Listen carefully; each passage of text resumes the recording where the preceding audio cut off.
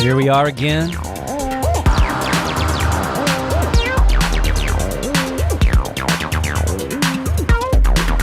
It's another Saturday. Getting back into it after, man, a lot of people around here in New York City catching the flu, myself included. It was literally starting to hit me while I was on Abe's last show on Friday. Like, I was feeling kind of tired, but okay, and then, like, I started coughing, and then, like, by the end of the show, I was like, man, what's going on? Like, it really hit that fast. By the evening, I was done. Knocked out completely. So literally just starting to get back to work. Today, this is the first day I'm like, all right, I feel like I could do it. Anyway, you don't want to hear about all my health issues, but just, be careful out there. Take care of yourselves. Rest well, drink water, wear a mask when there's a lot of people around. Even if you're not worried about COVID, you won't get the flu. Anyway, enough about that. It's Electro Day today. Let's see who's in the chat hanging out. Looks like Save Techno was first.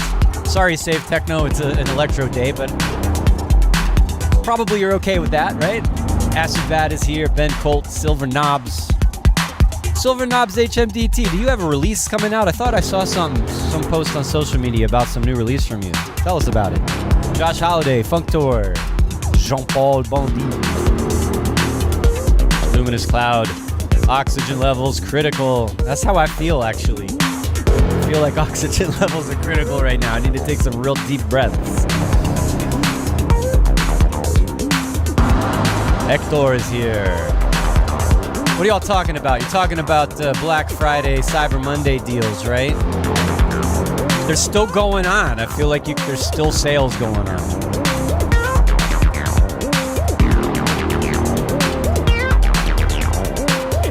All right. Am I missing anybody? E.T.'s here, Asatenko's here, Grizz Christofferson. Oh, congrats on your West Pest. Discounted or not, it's a good deal, right? Silver Knobs HMDT's got his own Korg ESX. That's fun. Hey, Sean Hodson's here. Soul Machine, hello. We are all music lovers, aren't we? Cosmic J. I'm almost down the list. I know I'm missing somebody. Suli Velasco. Netrunner. Martin Crockett. Did I say your name already? Supermarks. Electric Soup for our Electro Soul. Yes. So yeah, last week, 2 weeks ago was Chill Out Saturday. Today is Electro Saturday. Let's get into it. Hey, everybody. That was a long intro. I know. I'm still feeling a little bit slow, so bear with me as I get back in the saddle and get riding again. This is 343 TV, brought to you by 343 Labs Music Production School. I am John Selway. I am an instructor for 343 Labs. We do music production courses of all sorts. I do synthesis and sound design and Ableton Live production sometimes, and we got mixing and mastering. Abe teaches mixing and mastering a lot, along with our good pal Brian Jackson is another guy who's been teaching mixing and mastering here, along with Ableton. We've got a good crew here. We've got our school in New York City. We've got our location in Berlin. I just did a couple of feedback sessions with some of the Berlin students this week. That was kind of cool to do a little bit of cross-Atlantic interaction there with our students in Berlin. And we have our 343 Studio subscription program. And is our Black Friday Cyber Week sale still going on? If it is, this is the last. This is it. All right. So Thomas, you're here. What's up? Thomas is our man that just keeps things running. He is the man. He's here. If there is still a sale, if there is a link, pin it here in the chat. If you've been thinking about doing something with us, now's the time to just, grab that. I mean, unless I'm wrong, unless the sale is done, why do I have a hex key? Put that away. All right, so that's what's happening. And yeah, so the last time I was on was actually just sort of sitting in with, right before I got hit with a freight train called the flu. I was sitting in with Abe on his last Friday. That was sort of a, bittersweet time.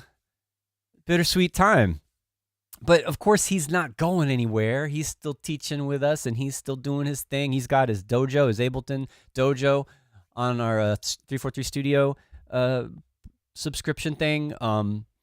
And he will be streaming, and he's got his Blue Light TV modular kind of performance thing that he does on Tuesdays. I think that's still going on. So yeah, he'll still be around. I know sometimes he just streams on his own. Just, you got to kind of have to, you got to follow him to find out. He doesn't yell about it. Like sometimes he just randomly goes on Facebook and starts jamming. So find him on there as well. And I said he should be a guest on my show. Like he should pop in sometimes and like just kind of, he can sit right here in the corner and heckle me like I do to him. That would be fair. Yes, indeed. So what's going on in the chat here? Let's see what y'all are talking about. Soul Machine is asking a question. Soul Machine is asking, what's your opinion about Ableton's wavetable and operator? Personally, I'm a fan of wavetable to be able to create the sounds I need. Yeah. I actually, a lot of times, I use Arturia plugins. I think some of y'all were just talking about that. Someone just got the Black Friday deal for the V collection. Those are great. I use Native Instruments stuff. I have Complete. I've got all sorts of little random free weird plugins and different synths that I've, collected. And I've used all sorts of different instruments over the years, whether in Ableton Live or otherwise. And I use hardware sometimes, like that West Pest we were talking about just a minute ago. But honestly, I think probably like 75-80% of what I've done in Ableton Live over the last few years has been using the native devices. They're good, right? And, if you're just getting into producing and getting into synthesis and maybe you're not doing all your sound design and stuff like that, there may be plugins that sort of give you a bit faster kind of satisfaction level, like, plugins that have built-in effects and more presets, and, you can get preset packs for them and stuff like that. You got your Serum and those sort of plugins and everything. Or you have your V collection and, you've just got hundreds, if not thousands of sounds to go through. And some of those sounds might seem a little more polished at first, but yeah, so that it could, but so I feel like if you have a little bit more of a handle on sound design and being creative with your sounds and effects and stuff, stock Ableton is great. Right? You can make it sound like anything you want and as good as any other kind of instrument out there.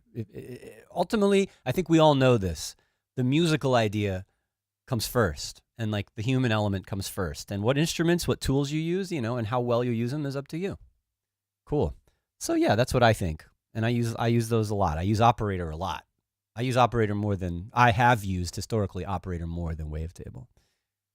What else is going on in here? Yes. Cosmic J says 1 day, 10 hours, 33 minutes for the 343 sale. So it's still good. And we need that link. We need that link in the chat. It's going to be kind of a juggling act for me to like go get that link and copy it and paste it in the chat right now. And anyway, only 343 Labs can put live links in the chat. So let's get that in there for everybody. Oxygen Levels Critical says, I'd be interested in watching you do some slower electro stuff under 120. Yeah, I'm with that. That's not today. Today's 137. It is a little dark and weird, though, if that helps. It's not necessarily going to be like a easy dance floor kind of track. It's sort of weird. You'll hear it. But yeah, I'm totally down with that. I mean, the last stream I did was like kind of chill out. We could do like on a more chill electro session. I'll put that down on the list. Good suggestion. And all right, here's another good question. I don't know how this is a good thing to keep. I'm going to keep track of this. A lot of times I'll like copy and paste all the chat from a stream into a text file so I can refer to it when I'm thinking about things to do for the show. But Hector is asking, would it be possible to see how you approach preparing a kick drum for electro and getting it to sit in the sweet spot in the mix? Yeah, I mean, honestly, it's the same for any genre, I think. Like the details that you look at to get a kick to sit in the mix, whether it's techno or electro. I think generally the issue is whether a kick drum is short and punchy or deep and kind of boomy, or even like, you know, like a typical kind of 808 kick that has that click at the beginning and the long boom. Those actually can be really hard to fit in a mix. So just depends on your mix. But that is definitely something. I'm not sure that we'll go into that today, but great question, and I'm going to take note of that. So definitely going to keep that in mind for a future live stream. And okay. Silver Knobs is asking, is 137 some kind of techno fetish? I'm bumping on it very often. Well, I feel like right now, techno, I mean, okay, this is Electro Day, but I think even for Electro, 130s is kind of like the middle of the range.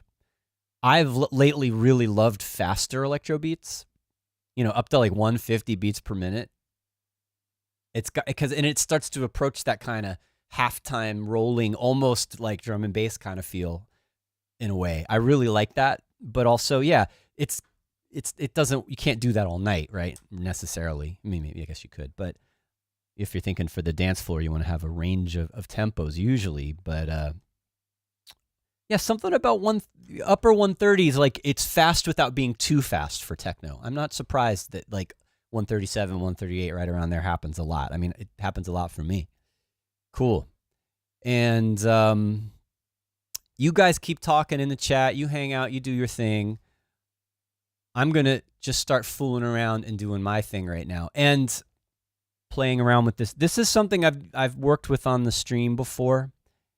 I was playing around with DX7 and doing some kind of sequenced modulation to create this weird noisy pattern. So, right, I'm not going to mess with this too much today, but just a couple of you who've been around might remember. Right, so this was like this sequence that I created using, again, it's this kind of random step sequence of modulation. And I'm controlling, you know, the tuning of the operators. And it's creating these inharmonic kind of relationships. Right, so that's what's happening. And then I think the 16th notes is actually, it's a LFO doing tempo synced 16th notes. I'm not playing those notes. All right, so that's where this started. And that's the vibe.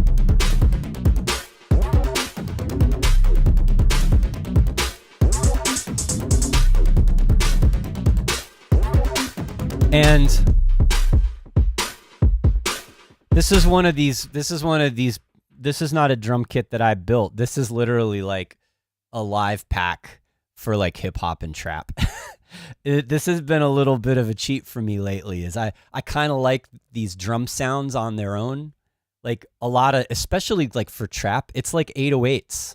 It's like samples of these classic snappy snares and thin hi-hats and big, and then in some of these thumpy kind of hip hop oriented kicks that are used, these work great for electro. And so whenever I wanted to do something kind of a little dirty and rough sounding rather than sharp and clean and precise, like I'll use these kind of more hip hop or trap oriented kits as a starting point, and then I'll tweak them and I'll put effects on them or something. But I like it. A lot of these kits work great for electro. So, you know, no like crazy sound design going on here. I did put some plug in on the snare to give it that kind of resonant space and ringiness, but the rest of it is pretty much straight out of the rack. And then we did some granular processing, resampling and granular processing of the DX7 pattern, which I really like. This kind of made it for me. Like it's the same rhythm as this, but you know, I was playing with the FM parameters, and then we're running this through some granular audio with emergence, which you've seen me use before. Amazing free granular effects. And it's adding this kind of random movement to the sound. So, you know, even if the loop isn't changing much in the audio, it's changing a little over a few bars. A lot of it never sounds like it's monotonous in a good way. It's hypnotic, but it still has some random granular kind of tweaks that happen over time. So we like that.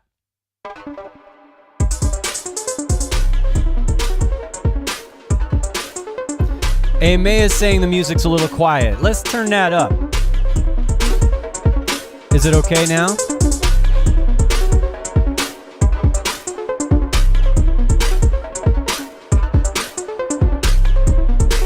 Okay. I gotta tell you, this is like, there's the time that I did this on the stream, and then I've tweaked it a couple times once by myself, and this is the third time I've opened up this project. And every single time I listen to it, I get completely hypnotized. There's something about this that I'm just like, closing my eyes and getting lost in it. And that's really good. It's a good thing to have happen when you make music. But if you're trying to like make progress with it, I have a lot of practice breaking out of a loop and getting into an arrangement mode and like making something happen. I am finding this very seductively, like I could just sit here and like lose it. Right? It's really kind of a little bit of a dangerous thing to do with you guys on the stream here. So we have to like keep, wake up, getting back to it and refocusing. So, all right, I've got a couple of variations of that. I feel like I want to, that snare takes up so much space. I wonder if it's a little bit loud.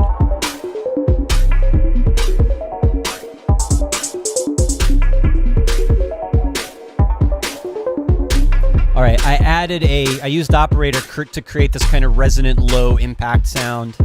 It's gonna alternate with the 808. There we go. So there's the 808, there's the Operator kind of popping out. Very ominous. I don't think I want to do a rhythmic heavy kind of bass or a leady kind of bass. Like I want it to just kind of roll like this and have it be the high frequency melody rather than having a bass line, so to speak. It's just going to be the 808 and those alternating bass notes from the Operator. And I don't think it needs a bass line really.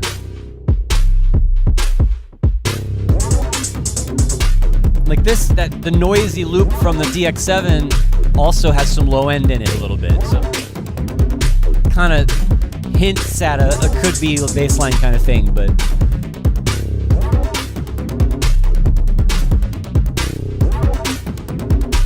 I love this. I'm putting this up. The androids are dancing now. If the androids are dancing, you're doing it right, I think. Thank you. Thank you, Supermarks.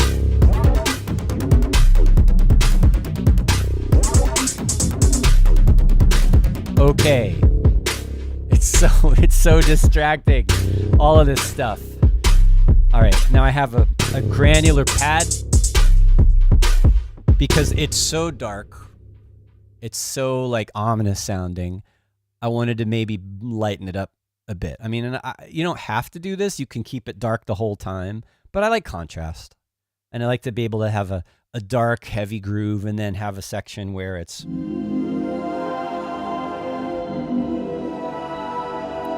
Why don't I actually get over to the full screen so you guys can see what I'm doing? Gosh. All right. So this is Pigments. I think some of you guys were talking about Pigments earlier and how it's kind of a CPU hog. It can be, especially like if you're using lots of polyphony and if you're using the granular engine. If I pop this up to like 256 and start playing big chords, let's see if I can make the CPU spike.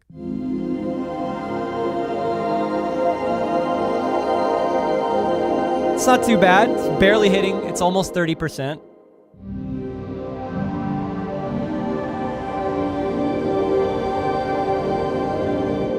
Definitely, I think it popped up almost to 50 there for a second. Yeah. So yeah, you can make this thing hit some CPU usage, but it's not terrible, right? Let's hear what this thing sounds like with this.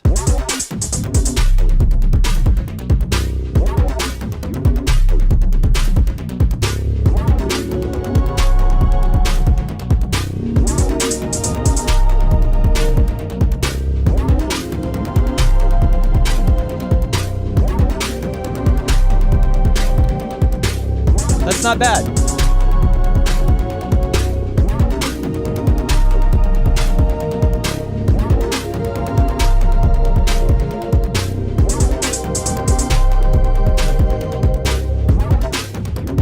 All right, and then because sometimes I didn't think about that too hard. That was just sort of improvising a little bit. That's where we absolutely love this little MIDI capture MIDI button in live to just, oh, okay, that wasn't bad. I didn't record it though, so let's take it out of the buffer and listen to it again, and maybe it's okay.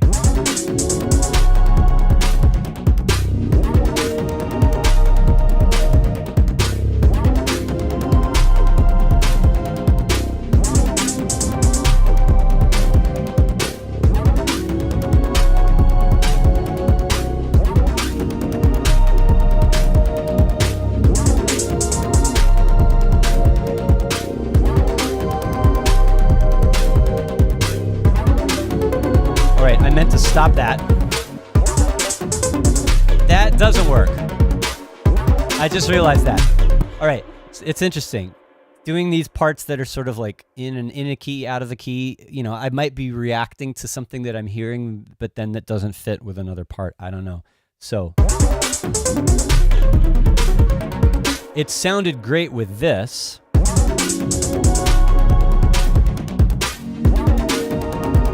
But it doesn't sound great with this.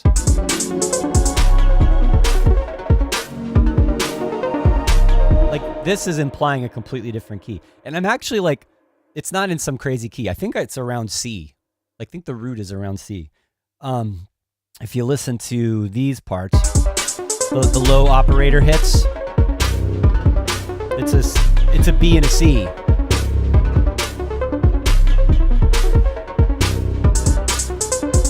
Now, if I try to play with this, it might be want to be something different. Like, I'm gonna play different notes to fit with that other part.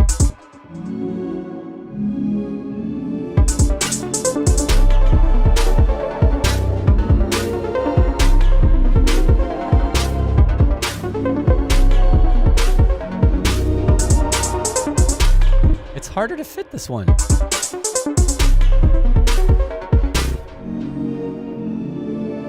The C sounds the best with this.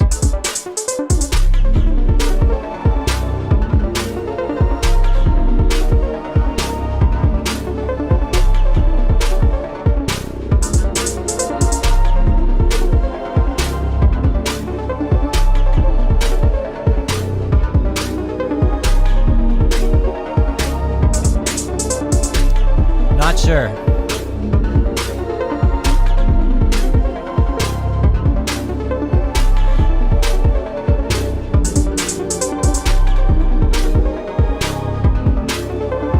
I wanted to be kind of wandering. I don't mind it if it sounds a little off sometimes.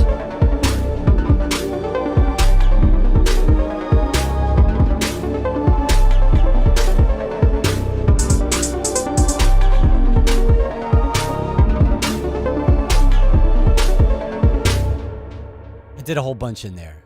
It's tricky. It's tricky to make a weird melody, randomly generated melody like that, fit with this big harmonic lush pad that's playing this kind of complex chord, right? I mean, it's parallel harmony. I'm not changing chords. It's just transposing up and down.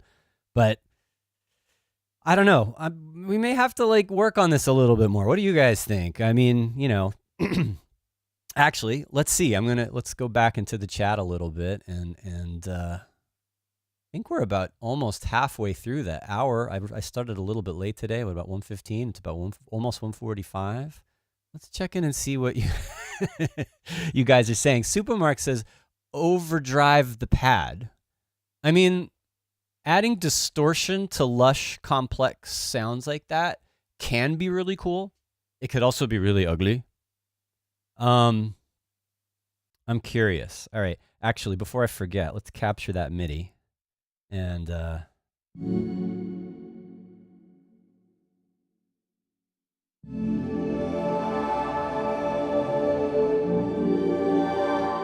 since you said it, you said literally overdrive. Let's throw in overdrive. And what does that sound like?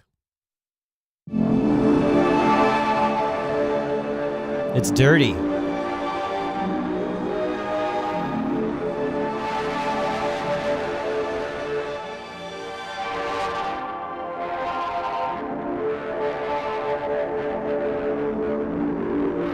It can be really nice, though. It gives this kind of, it sounds like it's decaying. It's like crumbling.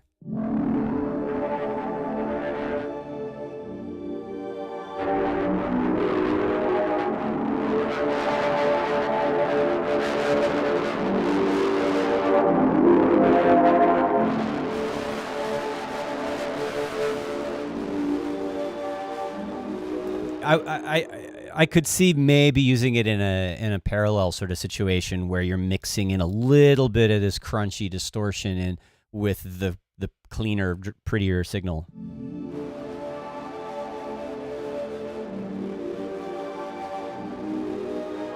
It's like it's the sound of, even though it's beautiful, there's still a little bit of darkness and decay happening in the vibe of this.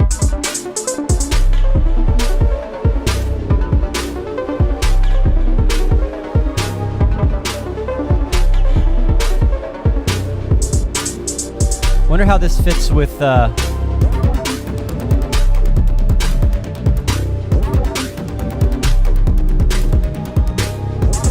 maybe we might be okay in here.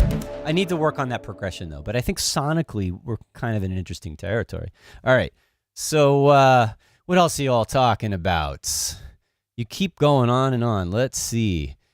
Silver Knobs is asking, is it possible to have some hardware Saturdays? Well, I do hardware sometimes. You've seen it, right? Like, it's been a little while. The last time we did something with the West Pest, but maybe what you mean is like making music just with hardware only.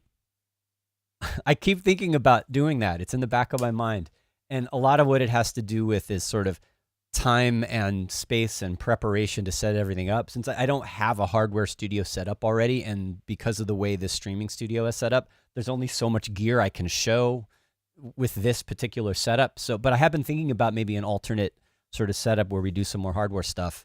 You know, maybe do like a jam with a drum machine and a couple of synths and some effects, and and see how that goes. I'm up for that. It just may not happen right away, but no, that's definitely good. What else is going on? Luminous Cloud says that numbers loop would work well as a bridge when the chords aren't playing. Right. Do you mean the FM thing? Is that what you mean? Like this guy? Or do you mean this one?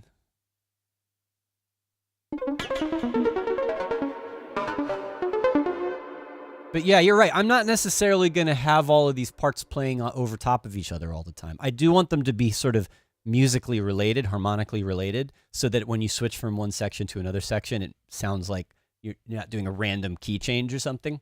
But yeah, I think that's a good suggestion in terms of structure. And all right, this is another thing to consider. And I have thought about this. Suli is suggesting that these parts stand alone without the pad. Do I even need the pad?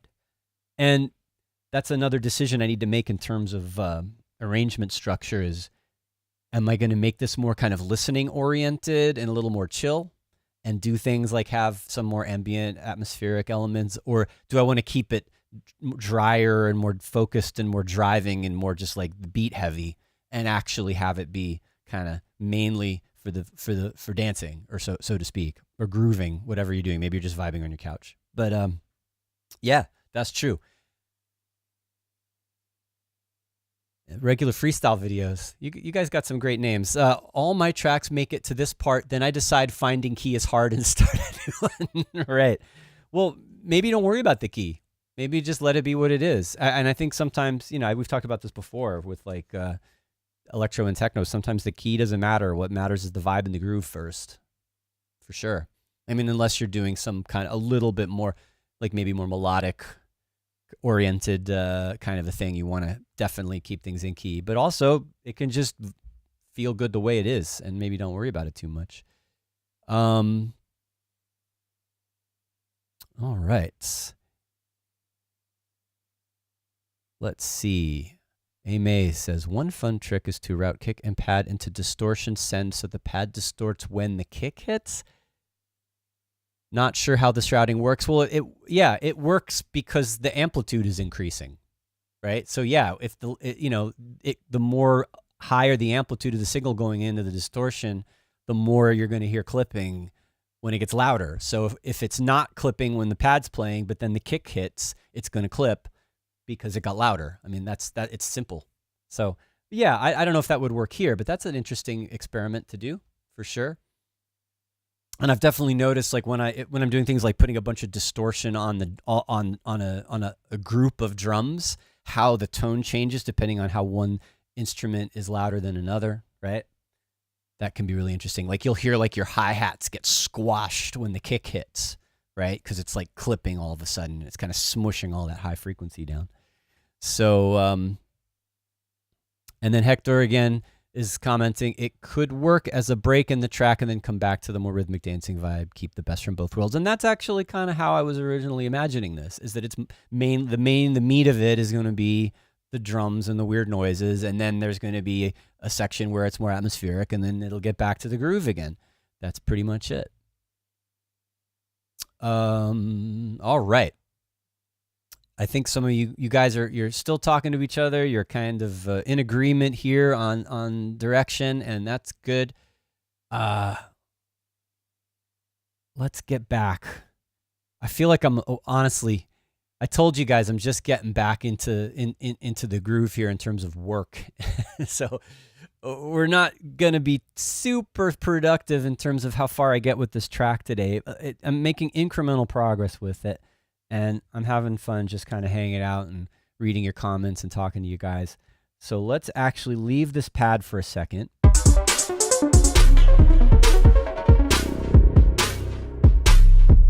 I had another thing that I'm playing around with, and that I want occasionally to have that low bass hit that's alternating with the 808 get bigger and crazier. No, it's a simple FM sound. It's just a modulator and a carrier, and it's filtered. Actually, what does it sound like with the filter off? Whoa. Snappy.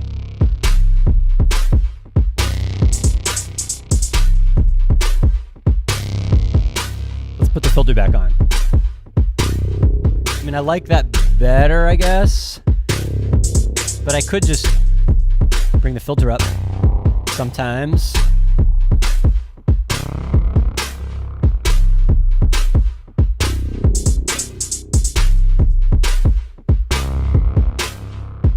Yeah, that's okay. I could apply some envelope modulation to it so the beginning of the sound is brighter. Guess I need a longer... Are you not doing anything? What are you doing? Let's go. Play. There we go. My space bar is being weird. All right, yeah, so there we go.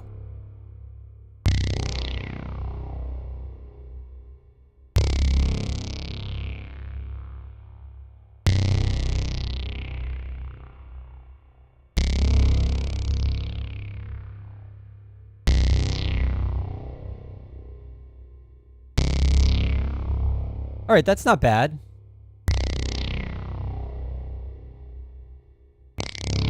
But it's still like something about the way I don't want to break the sound too much. I could tweak the FM stuff going on, but it's a little thin, right? I like that it's brighter, but it sounds too thin that way. And to be honest, I still kind of like it better just being this dark impact. It's not very percussive, but you know what I mean. It just sort of starts suddenly. So I had kind of a semi-random idea to use something that resonates, something to add frequencies that weren't there before. So I threw a spectral resonator on a return, and it's doing something a little bit crazy.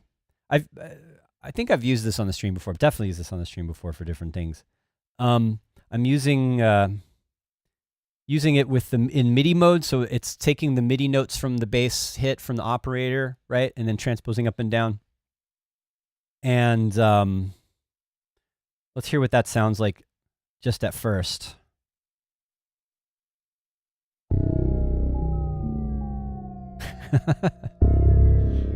Now, that's not where I started. That happened kind of by accident. That's not what I actually intended. But I do like it. It's even as if it wasn't dark enough and weird enough already.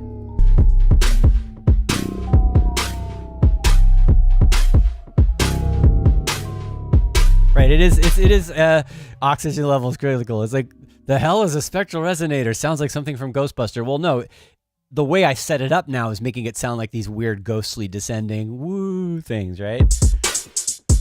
But that's because right now there's some modulation going on to all of those resonant frequencies that are being created. Actually, if I turn, let's see what this sounds like if I just turn the... Right, that's what the resonator's doing. It's like...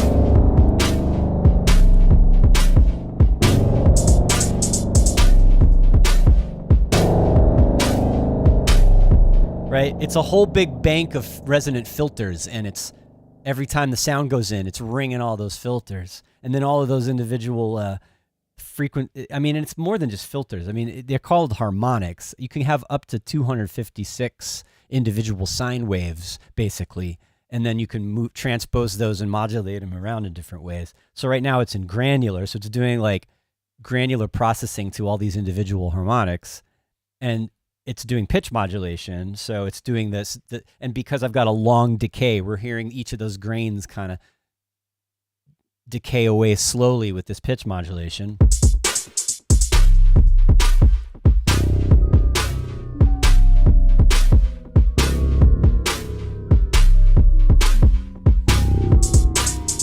What happens if I make the pitch modulation 0? Now you hear like individual sort of randomly tuned sine waves. And it's granular modulation, and it's with a slow rate. I'm gonna speed that up. Whoa. All right, so now it's doing like audio rate modulation. That sounds insane. It sounds like some evil mechanical bell thing. If I do some pitch mod to that, it's gonna start kind of sounding a little bit different. There it is. That's what I wanted. I wanted it to go from... All right, let's go back to where we started. This is nice, right? It's kind of ominous and dark. And it fits well with the beats. But then I wanted to make it bigger and scarier and more energetic without making it too bright and thin. So that's why I went to the resonator, because I knew I could get this kind of effect out of it.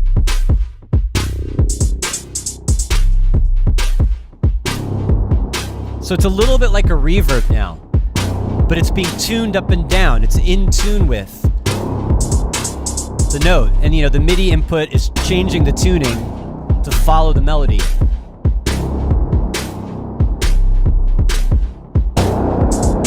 Right, and that's just positively like apocalyptic sounding to me right now. So that's what I went for first, and then that whole thing with the descending ghosty weird things, I just noticed that that's what happened when I reduced the rate of modulation.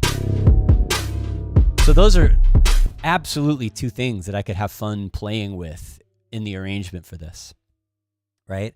Is going from it just being this weird little trippy ghosts in the background effect to the world is ending.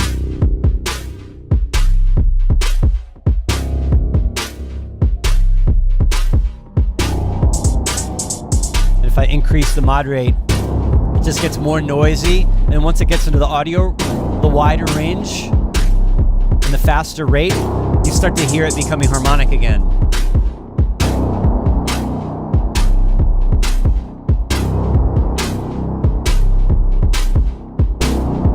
Oh, I love it. Okay. I also noticed something interesting. It's got a unison mode, right? It's actually duplicating and detuning and panning to make it sound wider. This is what it sounds like, just mono, or not mono, just non-unison. It's still going to be stereo because it's a stereo input and a stereo output. But it sounds a little cleaner and sharper this way. There it is with 2. There it is with 4. But one thing I noticed is if I change the number of unison voices while it's sustaining, it does this bright thing. It sounds awesome. And it does the opposite. When you go down, it gets darker or noisy. So I might modulate this. I could do a whole track just with this. That's nuts. Let's go to 8. And back up to 4.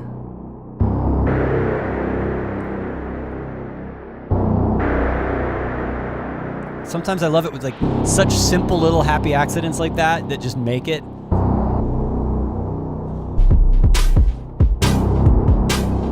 How would I automate this? All right, I don't want to do it in here. I want to do it in clip automation. I want to do it in this. So let's go. Oh, I can't. That's right. It has to be, because it's a return, it has to be in arrangement view automation. So if I wanted to do this in clip automation, I actually have to make it on the track as an insert effect instead, which isn't, that's fine. Let's try it. All right, so let's drop this over here after the operator. And it can't be 100% wet anymore. I'm going to go 50-50. Probably need to turn the volume up a little bit.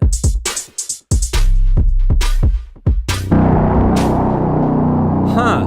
Why didn't that work? Why is it off? Oh, man. See, this sometimes is a drawback of certain effects where it'll cause a delay. Let me hear this again. Why is there a delay? Is it because I'm using this reverb in front of it? I don't know. There it goes. It's really loud.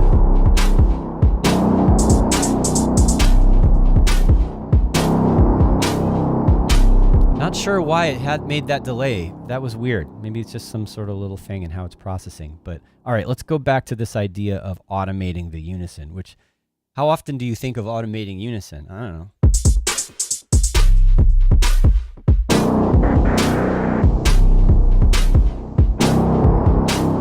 All right, we need to unlink this. Let's make it 8 bars to start.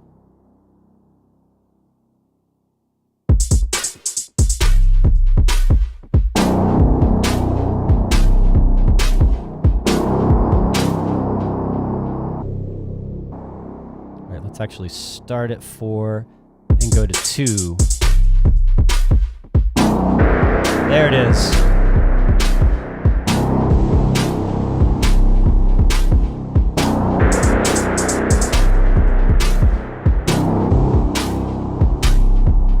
I forgot it was still sending to the return. That's why it was too loud. All right, that is ominous as heck. I love it. Let's go back. Now that I got lost in kind of crazy resonator land, let's see how you guys are doing in the chat. Sean Hodgson says, I feel like something evil is lurking around the corner. Proceed with caution. Yes, I think that's kind of the that's kind of the idea with this one. And Hector doesn't even know what unison is. My goodness. This is a good, let's talk about this for a minute. All right, it's a little bit off the track of what I'm working on with the music here, but what is unison? All right. Yeah, why don't we talk about that for a minute? And I'm going to load up another instrument real quick. We might as well, we were talking about wavetable and operator before. Let's load up wavetable just as far as like not default, but like these standard instruments that are included in live. And, wavetable is a wavetable synthesizer, right? We've got these wave tables where we can morph and go through. Wow, because of the chroma key, you can't even see what's going on there.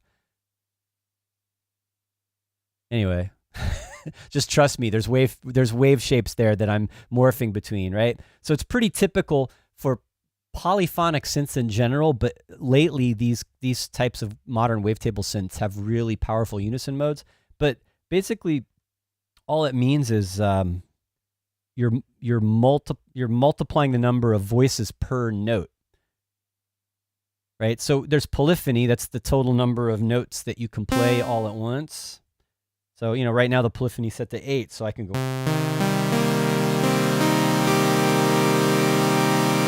I think that was 7, but you get the idea. Like that's the maximum number of notes that I can play. But what I can also do is assign voices to a single note, right? So when unison is none, I play a sawtooth wave, I hear one waveform. But if let's turn on classic unison mode, and now the number of voices is 2. So every time I play a note, I'm hearing 2 voices. And you can hear it's stereo now. And if I increase the amount, it's going to detune them.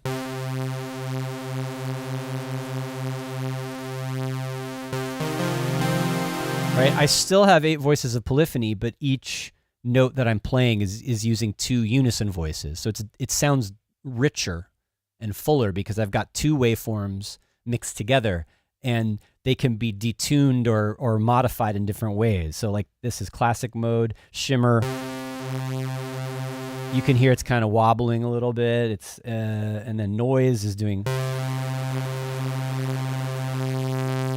white noise modulation of the pitch. And different types of synths will have different ways of changing the relationship and modulating each voice.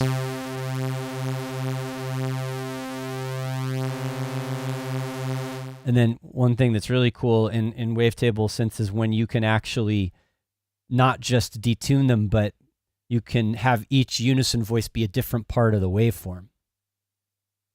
So, I mean, it's not as obvious. But, if I have 8 unison voices, it would be like, one of the voices is here, one is here, one is here, one is here, right? So you can spread out the waveform and get kind of a richer sort of sound.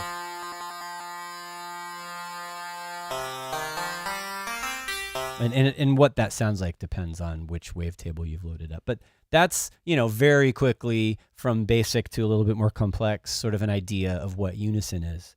So in the spectral resonator, which is over here now, let's get rid of the wavetable. I'm not using it in the track. It's creating all those. It's duplicating the resonator, 2 or 4 or 8 times, and then detuning them apart, and it creates kind of a chorusing stereo effect between each of those layers. So yeah, that is in a nutshell what unison is. So glad we could go over some basics for you there, Hector. And right, Luminous Cloud makes a good comment here. Slight detune with unison can create binaural beats and trancy supersaws. That's right. Those ravey, trancy, bright sawtooth leads are almost always using unison detuning on to get that kind of thick, bright, full lead sound that you hear. How are we doing for time? 2:09. We've only got a few minutes left. Let's switch back and just take one last look at what's going on here with this track and see if I can kind of, I wasn't sure how today was going to go, whether I would get into arranging or if it was still going to be just sort of, I feel like I'm not quite at the arranging stage of this yet. I'm still sorting out what I want to do with it. So just play around with it a little bit. Now this was a great addition in terms of energy, right? The resonator. Although now I've lost the ghostly weird stuff.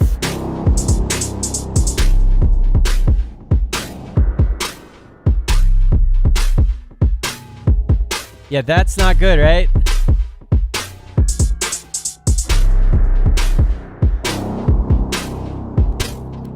I may go back to using this on the return. Maybe I'll do both. Maybe I'll have one doing the ghosty sounds and the other one doing the big, like, ominous, evil thing is coming to get you sounds.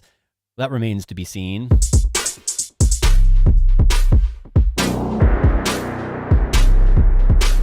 Okay.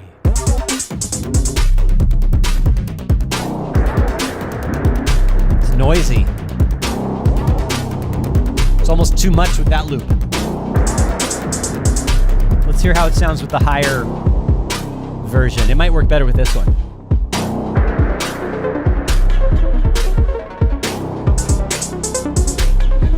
It's more ominous. Even though it's like sort of more positive sounding, like it's contrasting nicely with the darkness of that heavy bass thing, the noise from the resonator.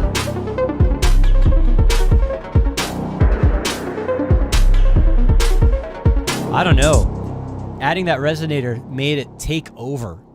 Maybe it's not gonna, it can't be on all the time like that. So like if I go back, let's just turn this off. Like that's background. That's not taking over the lead sounds.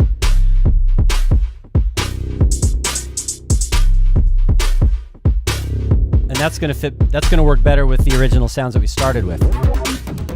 Yeah. But I still want to do it. So I'm gonna have to work that out in the arrangement.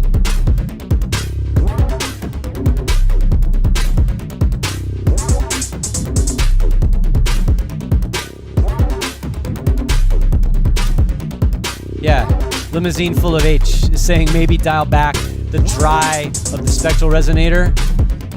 Or do you mean, yeah, so you mean like less of the wet effect in there? Well, right, I could do that. That would definitely be a way to make that work, is that sometimes it's dark. It's so loud.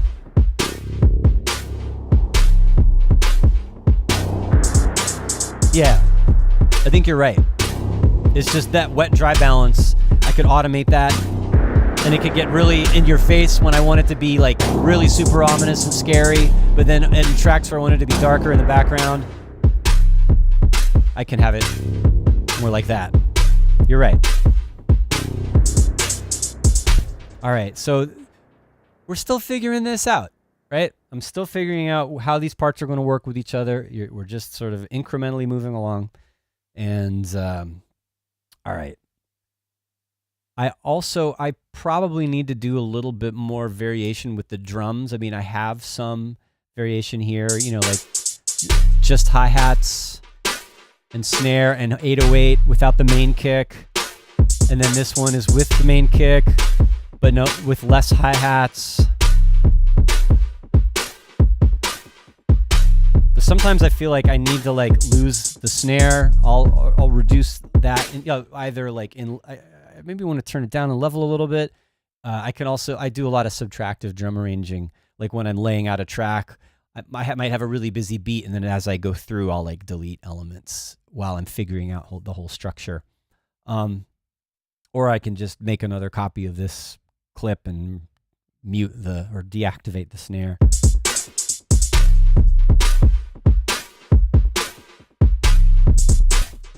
All right, I probably want to do one without that sort of syncopated extra hi-hats that coming in. One thing I was thinking is that maybe I want another snare drum, a lighter, tighter, quieter snare drum to kind of keep that backbeat without totally, you know, losing the energy, you know what I mean? Like, and I don't know if I'm going to find it in here. Yeah, and then we're getting up into like sounds that are not right for this track. Not that kind of a click, but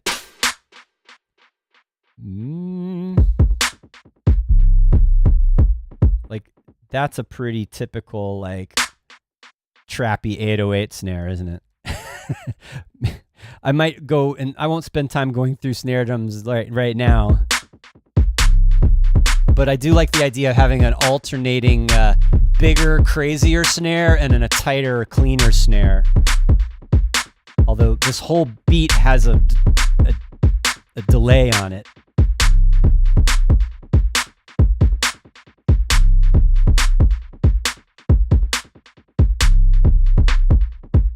All right, this is like a placeholder for now, just to have like a lighter, tighter backbeat. Just as a concept, like I'll come back to this. All right, so we're just about out of time.